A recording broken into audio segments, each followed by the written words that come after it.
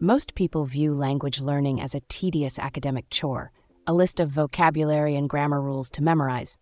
This is a failure of system design. Language is not a school subject, it is an economic multiplier. Today, we install the Bilingual Protocol to transform language acquisition into a high-leverage asset that expands your market reach, neurological architecture, and net worth. The constraint is monolingual isolation.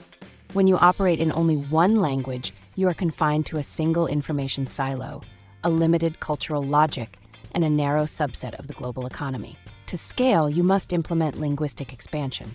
This is not about being fluent in a year. It is about achieving functional competence in a language that gives you access to a new, untapped market or a different way of thinking about your industry. Next, execute the cognitive pivot.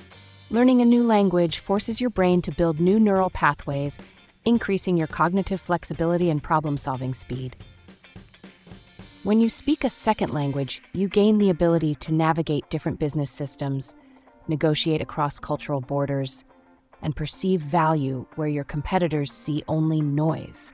You are effectively upgrading your mental operating system to process more global data.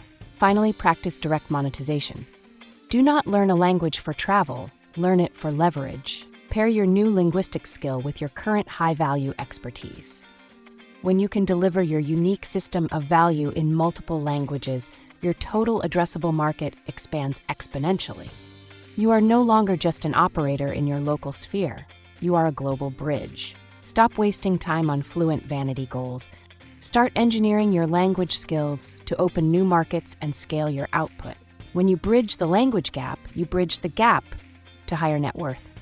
If you want to move from accidental consumption to architected growth, subscribe and join the 1% who engineer their time. Lead with value, not busy work. This is your protocol for total cognitive control.